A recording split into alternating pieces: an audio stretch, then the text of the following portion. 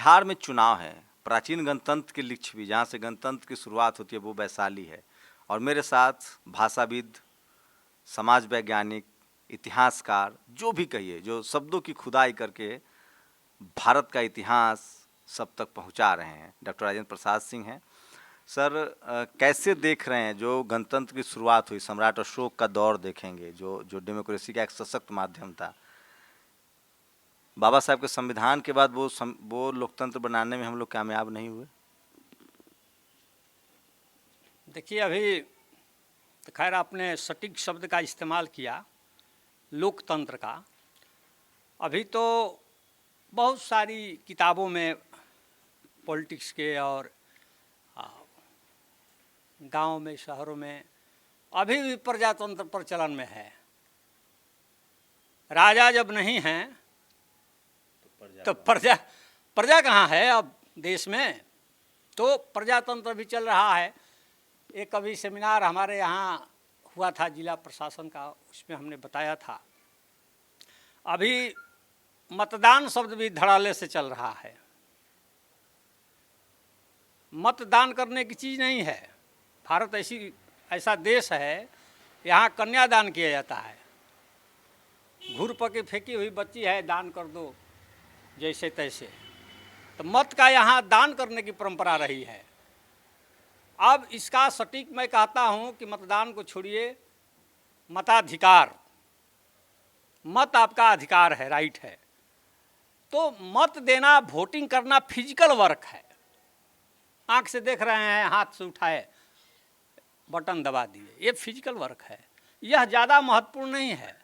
जो मतदाता जागरूकता की बात बिहार में अभी चल रही है और जिला प्रशासन करा रहा है, वह महत्वपूर्ण नहीं है। महत्वपूर्ण ये है कि मताधिकार का प्रयोग करते समय आपका जो चयन करने का जो सिविलाइजेशन है या वो थिंकिंग है, वो ज़्यादा महत्वपूर्ण है। मतदान तो अपनी जगह पर है, फिजिकल वर्क है। उस वर्क के लिए आपको चेतनशील होना पड़ेगा, तभी आप सही चुनाव कर पाइएगा और वोटिंग सही कर पाइएगा। यह तो तय है कि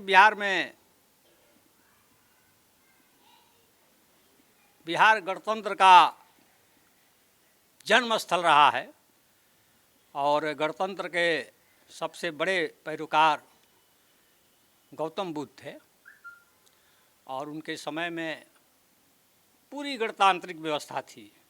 इसी पर तो हमने पोस्ट लिखा है कि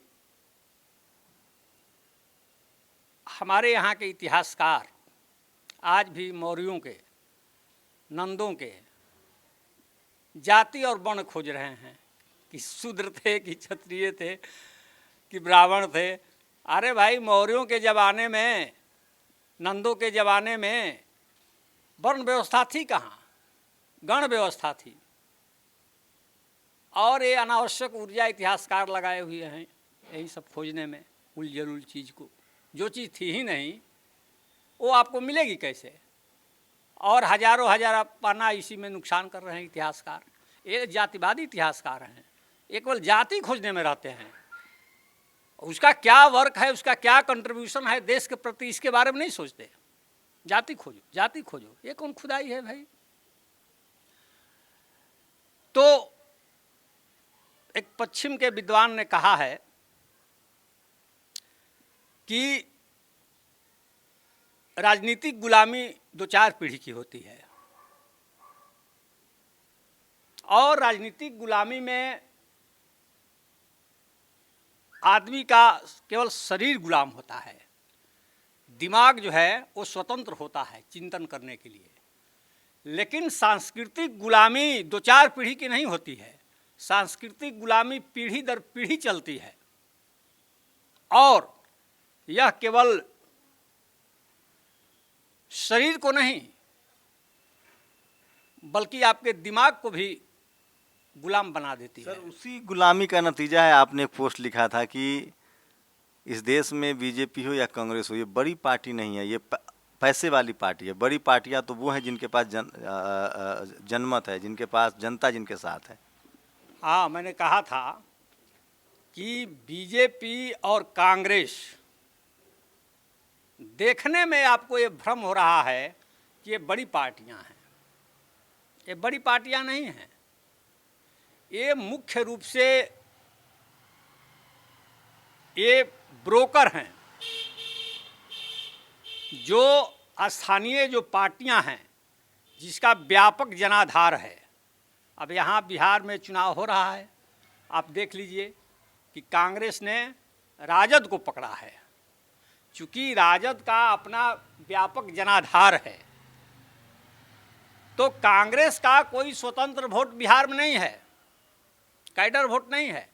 दो चार कांग्रेसी कहीं मिल जाए वो अलग बात है, लेकिन उसका कोई व्यापक जनाधार नहीं है। वो जनाधार वाली पार्टियों को, तमिलनाडु में कांग्रेस अलग पॉलिटिकल पार्टी को पकड़ेगी, झारखंड में अलग पकड़ लेगी, जहाँ देखेगी किस स्टेट में किस पार्टी का जनाधार है। एक को भाजपा पकड़ लेगी और एक को कांग्रेस पकड़ लेगी। तो ये लोग इसी आधार पर बड़ी पार्टी बने हुए हैं। इन लोगों का अलग से कोई बहुत व्यापक जनाधार नहीं है। जो आपने भी एक शब्द कहा था कि राजनीति में अगर खासकर जो हम SC ST OBC माइनॉरिटी, जो कॉन्स्टिट्यूशनल टर्म्स है, जो हम जिसको हम इंडिजीनियस भी बोलते हैं, जो मूल निवासी भी हैं, उनके लोग सस्टेन नहीं कर पाते हैं। कांग्रेस 60 साल सस्टेन करती है, बीजेपी सस्टेन करती है, लेकिन मायावती, लालू प्रसाद यादव, करुणानिधि, ये लोग सस्टेनेबल राजनीति नहीं कर पाते। इसकी वजह वही सांस्कृतिक विरासत है। चूँकि तमिलनाडु में है, पेरियार की थोड़ी विरासत बचाई जा रही है, बिहार और खासकर काउ बेल्ट में ये चीज़ नहीं हो रहा। तो उसके लिए क्या कहेंगे, जो आपके चूँकि इस देश में करोड़ों आपके प्रशंसक है, फॉलोअर हैं, तो क्या करना चाहिए सस्टेनेबल लोकतंत्र पर अधिकार जमाने के लिए, ताकि सम्राट अशोक जैसा भारत बन सके?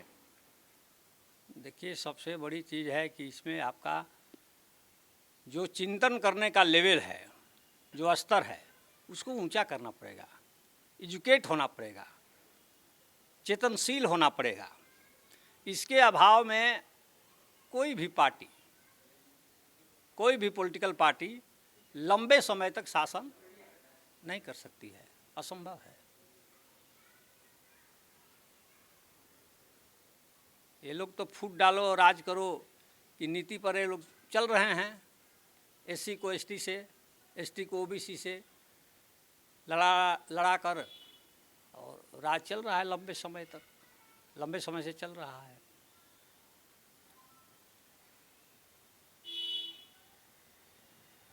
एक आखिरी सवाल सर, कि आप कैसे देख रहे हैं बिहार चुनाव के बाद, और जब सोशल मीडिया का दौर आया है, और आप तो कल पहले क्लासरूम में पढ़ाते थे, और आपके पहले जो पढ़ने वाले छात्र थे वो आपकी किताबों से पढ़ते थे। जब से आप सोशल मीडिया पर आए, और हमारे जैसे हज़ारों करोड़ों पर, हज़ारों लाखों करोड़ों में मैं कह रहा हूँ प्रशंसक हैं आपके। नेशनल दस्तक का ही एक 100 करोड़ से ज़्यादा व्यूअरशिप हो चुकी है अब तक, 100 करोड़ बार क्लिक हो चुका है, और वो सब आपको जानते हैं। तो मैं तो कह रहा हूँ करोड़ों में आपके प्रशंसक हैं। उसका कितना इस बार असर दिख रहा है? मैं ग्राउंड पे आया हूँ तो मुझे पहली बार SC ST OBC माइनॉरिटी के लोग जाति बैरियर को तोड़ के एक दूसरे का हाथ पकड़ रहे हैं और बहुजन दलों को वोट कर रहे हैं। इस देश में, बिहार में मैं पहली बार देख रहा हूँ जातिवाद सिर्फ सवर्णों के पास है, जो RSS BJP को धर्म और सवर्ण कैटेगरी की वजह से वोट दे रहा है। तो इसे आप कैसे देख रहे हैं? इसका अब कुछ असर दिख रहा है? देखिए, अभी जो चुनाव में महत्वपूर्ण भूमिका है सोशल मीडिया की, सोशल मीडिया का भूमिका बहुत महत्वपूर्ण है। और सोशल मीडिया बड़े पैमाने पर समाज में, राजनीति में परिवर्तन कर रहा है। आपके नेशनल दस्तक को मैं देखता हूँ, नेशनल दस्तक ने काफ़ी महत्वपूर्ण संदेश दिए हैं समाज को। अभी घर में जो टीवी है, तो टीवी तो अब क्या बोलें, थोड़ा हार्ड हो जाएगा लेकिन टीवी एक प्रकार से भारतीय जनता पार्टी का सक्रिय सदस्य है, जो पॉलीथीन में बंद होकर के आपके घर में है। तो इस टीवी से या इस टीवी के माध्यम से आप चाहेंगे कि बिहार की राजनीति या देश की राजनीति को समझ लें, तो यह असंभव है। देश की राजनीति या बिहार के इलेक्शन का माहौल सोशल मीडिया से समझा जा सकता है। सोशल मीडिया पर जो लेटेस्ट खबरें आती हैं वो तो बहुत बाद में टीवी वाले लोग देते हैं, क्योंकि टीवी वाले के तो कुछ गिने चुने पत्रकार हैं। ये पत्रकार कहाँ हैं? कोई पार्लियामेंट के आसपास घूम रहा है, कोई कलेक्ट्रेट के आसपास घूम रहा है, और क्या। लेकिन सोशल मीडिया के पत्रकार तो चप्पे चप्पे पर भारत के हैं। पहाड़ पर भी हैं, पठार पर भी हैं, गांव में भी हैं, खलिहान में भी हैं, खेत में भी हैं, बाजार में भी हैं। जहां कोई घटना घटी बस तुरंत सोशल मीडिया का पत्रकार अपने फेसबुक पर डाल देगा, देश भर को खबर हो जाएगी। वहां तक पहुंचते पहुंचते जो यहाँ सासाराम में जो संवाददाता होंगे वहाँ पहुँचते पहुँचते समय लगेगा। तो सोशल मीडिया बहुत बड़ा प्लेटफॉर्म है और मैं चाहता हूँ कि सोशल मीडिया के माध्यम से जनता में चेतना फैलाई जाए, और यह आप और नेशनल दस्तक इस काम में महत्वपूर्ण भूमिका अदा कर रहा है। मैं चाहूँगा कि नेशनल दस्तक देश हित में इस तरह का कार्य आगे भी करते रहे। बहुत बहुत धन्यवाद। राजेंद्र प्रसाद सिंह जी की एक लाइन में हमेशा कोट करता हूं चुनाव में कि जो मीडिया, भारत का जो मीडिया है, अखबार और टीवी, उसका एक जातिवादी चरित्र है। वो कहते हैं कि जो आपको खबर दिखाया जा रहा है वो दरअसल प्रचार है, और उसी का नतीजा है ओपिनियन पोल, उसी का नतीजा है एग्जिट पोल। तो अगर आपको सावधान रहना है तो सच्चा मीडिया, सोशल मीडिया सच्चा मीडिया, और सोशल मीडिया ही बहुजन मीडिया है। सर ज़्यादा समय नहीं दे पाएंगे, लेकिन कम शब्दों में जिन्होंने बयां किया है, अगर उससे ज़्यादा राजेंद्र प्रसाद जी की बहुजन राजनीति हो या बहुजन भारत का जो इतिहास है, प्राचीन इतिहास जिसको कहा जाता है, भारत का इतिहास जानना चाहते हैं, भारत की अर्थव्यवस्था, भारत के तमाम सम्राट, भारत की संस्कृति के बारे में जानना चाहते हैं, तो बहुत आसान है। आपको कोई किताब नहीं खरीदनी है, आपको कुछ नहीं करना है। फेसबुक पर आप जाके डॉक्टर राजेंद्र प्रसाद सिंह को जाके फॉलो कीजिए, और आप जब पढ़ना शुरू करेंगे तो आप रुक नहीं पाएंगे, और तब आपको लगेगा कि भारत का क्या इतिहास है। डॉक्टर राजेंद्र प्रसाद सिंह लगातार शब्दों से भारत के इतिहास की खुदाई कर रहे हैं, जाके देखिए तो एक बार सही। शुक्रिया सर एक बार फिर से मुझसे बात करने के लिए। चलिए धन्यवाद। कैमरामैन तारा दत्त के साथ शंभू कुमार सिंह, नेशनल दस्तक, सासाराम, बिहार। नेशनल दस्तक की आपसे गुजारिश है कि अगर इसको बचाना चाहते हैं तो नेशनल दस्तक को सब्सक्राइब करने के लिए रेड कलर के सब्सक्राइब बटन को दबाएं, फिर बेल आइकन की घंटी दबाएं। नेशनल दस्तक को बचाने के लिए बहुत जरूरी है कि हर खबर को शेयर करें, लाइक करें, कमेंट जरूर करें।